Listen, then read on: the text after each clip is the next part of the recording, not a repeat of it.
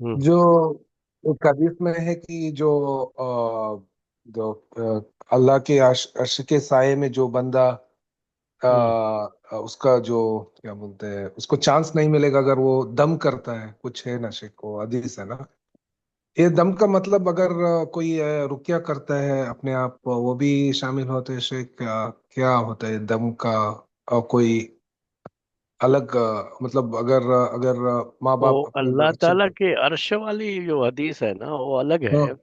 ہاں مجھے ہاں جو یاد پڑتا ہے آپ شاید کہنا چاہ رہے ہیں کہ جس میں یہ ہے کہ اللہ تعالیٰ بغیر حساب کتاب کے جنت میں داخل کرے گا، وہ والی حدیث تو نہیں کہنا چاہ رہے ہیں؟ اور مجھے وہ وہی شیخ وہ مجھے وہ ٹھیک سے جس یاد کے نہیں آ رہا ہے. ہاں جس کے بارے میں یہ ہے کہ وہ جو ہے رقیہ نہیں کراتے کسی سے. رقیہ کرا نہ لا کراتے. یسترقون لفظ آتا ہے بعض روایتوں میں، لا یسترقون، لا یتداؤون، علاج نہیں کراتے. علاج نہیں کراتے. ہاں، وعلی ربہم یتوکلون، اپنے رب پر توکل کرتے ہیں. وہ والی جو ہے روایت.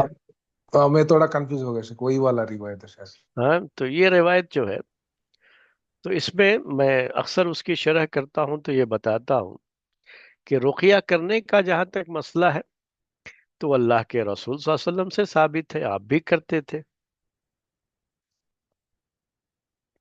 رقیہ سے مراد وہ رقیہ نہیں جو آج کل لوگ تجارت بنائے ہوئے ہیں، اور جس کو دیکھو وہ جو ہے اس کو کچھ نہ کچھ ہو جاتا ہے، اور اس لوگوں کو ایسا بیوقوف بنائے ہوئے ہیں کہ سب محسوس کرتے ہیں کہ ہم پر جو جادو ہو گیا، ہم پر جن کا اثر ہو گیا، اور وہ ان جو ہے عاملوں کے اور ان رقیہ کرنے والوں کے پیچھے گھومتے رہتے ہیں.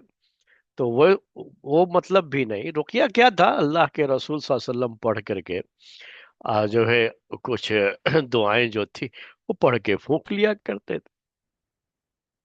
کچھ صورتیں ہیں وہ پڑھ کر کے پھونک لیا کرتے تھے، یا کسی اور سے بھی جو ہے کہ وہ پڑھ کر کے پھونک دے، یا آپ بھی جو ہے بچوں کو پڑھ کر کے پھونک دیا کرتے تھے. تو یہ سب تو جو ہے جو ہے اس کے خلاف نہیں ہے. یہ اللہ پر توکل کے خلاف بھی نہیں ہے، اور یہ سب جائز چیزیں ہیں. ان سب کے ہوتے ہوئے بھی آدمی جو ہے بغیر حساب و کتاب کے جنت میں جائے گا. وہ جو منع کیا گیا ہے نا وہ رقیہ ہے جو کہ شریعت میں ثابت نہیں ہے.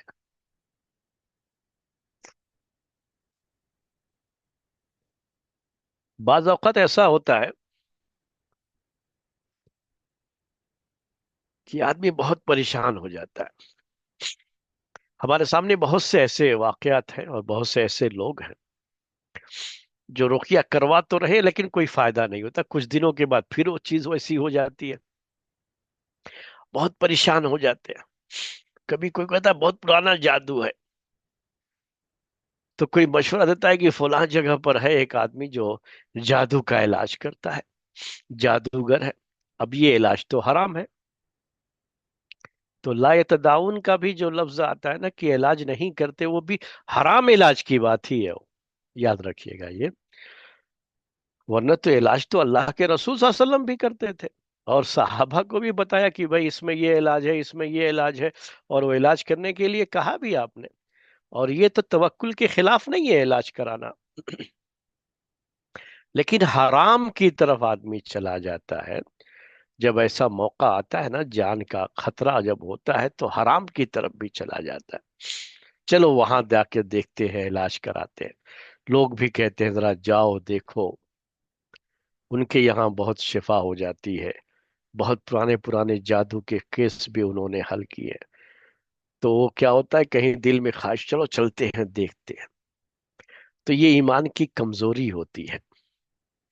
تو جن کا ایمان مضبوط ہوتا ہے اور وہ اس طرح کی جگہوں پہ نہیں جاتے یا حرام علاج کی طرف نہیں جاتے اور اللہ پر توکل کرتے ہیں کہ وہ صحیح کر دے گا، ہم حرام کا ارتکاب کیوں کریں اس کے لیے، تو وہ بغیر حساب و کتاب کے جنت میں جائیں گے. میں اس کی شرح اس انداز سے کرتا ہوں جی. یعنی یہ میرا کوئی یہ نہیں، اور لوگوں کی رائے ہے، مطلب جو اہل علم ہی کے بہت سے رائے ہے اس کے اندر، اس میں سے ایک یہ ہے جس کو میں اختیار کرتا ہوں. جزاک اللہ شیخ. وہ ایسے کوئی जगह हम्म, पे ऐसे रुकिया के बारे में बता रहे थे, तब किसी ने हम्म, बताया कि वही अगर जैसे हम्म, कि घर में दूसरे के ऊपर अगर रुकिया भी करते वो इस इसमें आता है बोल के समझा, मुझे भी थोड़ा ताज्जुब हुआ। तो मैं सोचा शेख सही है, वो हदीस वही है आपने जो बताया, हम्म, बिना हिसाब किताब के जी जी जन्नत जी। में एंटर करने में थोड़ा हम्म, कंफ्यूज हुआ था बस। जजाकल्लाह खैर। या सलाम। अस्सलाम हाँ, वरहमतुल्लाह। शेख,